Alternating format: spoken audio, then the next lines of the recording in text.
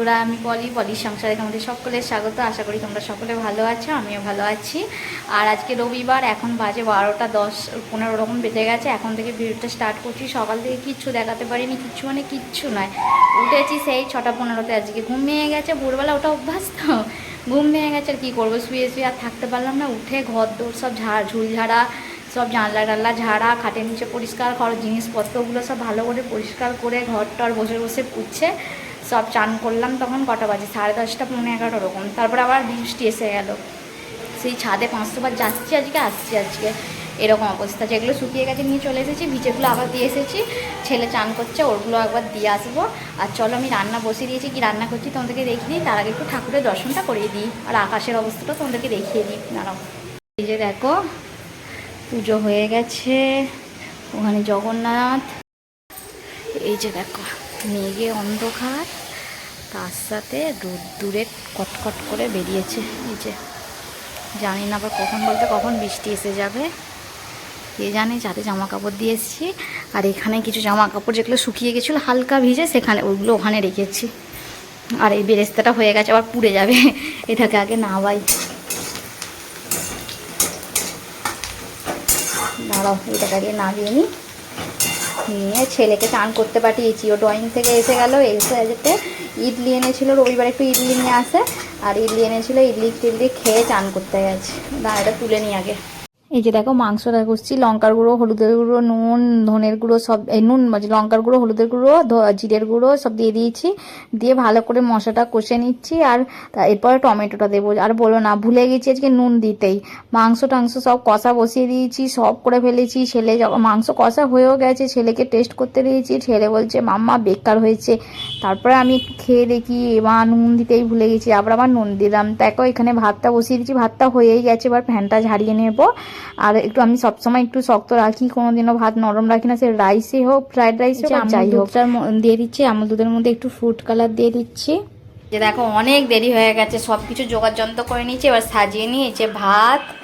এখানে যে দুধের মধ্যে একটুখানি কালার দিয়ে রেখেছি, ঘি গরম করে রেখেছি, মাংস কষা, আলু, এখানে বেরেস্তা, এখানে বিরিয়ানি মশলা, আর এখানে নুন।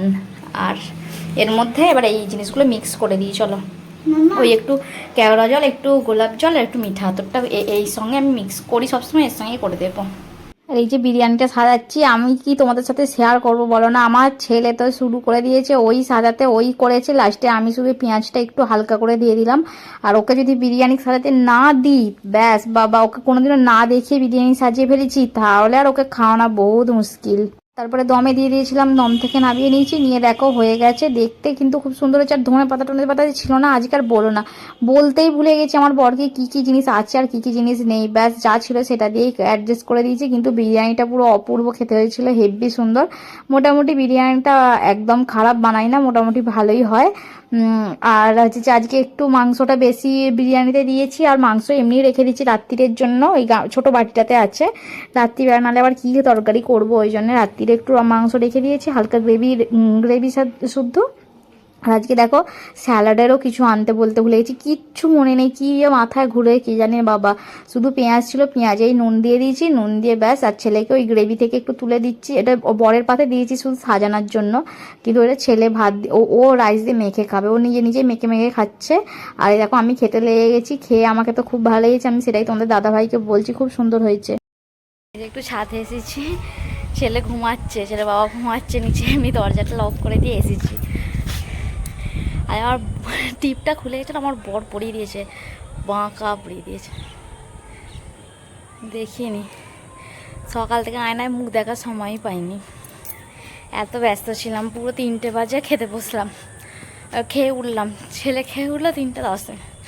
বাসন ধোয়া, নোংরা ফেলা করতে করতে 3:30। ঘুমাইনি, আর শুয়েছিলাম।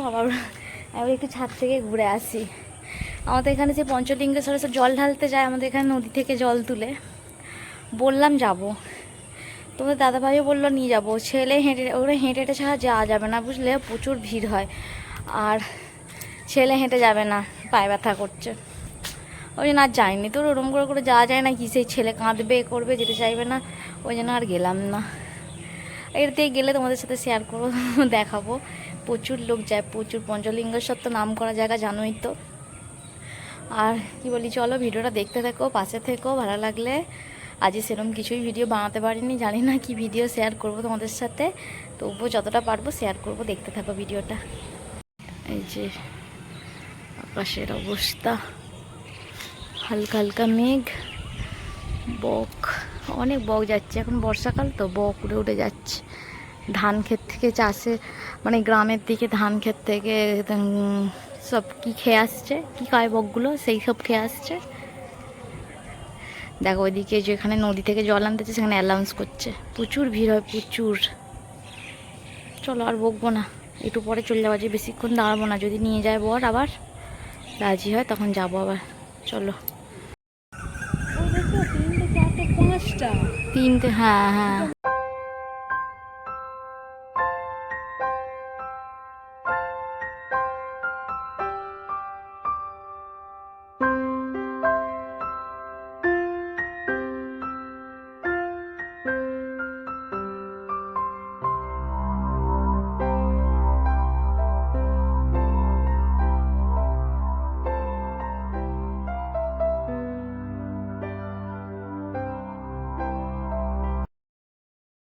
এই যে দেখো সন্ধে দেয়া হয়ে গেছে, সন্ধে টন্ধে দিয়ে দিয়েছি, দিয়ে হচ্ছে যে ঠাকুরের বাসনগুলো মেজে রেখেছিলাম, সোমবারের পুজো হবে বলে, আর বাসন টাসন মেজে রেখে দিয়েছি। তোমাদের সাথে সেগুলো কিছুই শেয়ার করে উঠতে পারিনি, কেননা হচ্ছে যে আমার না হচ্ছে যে ক্যামেরা বলছিলাম না ধরার মতো সেরকম হয়নি বলে জেনে করা হয়নি।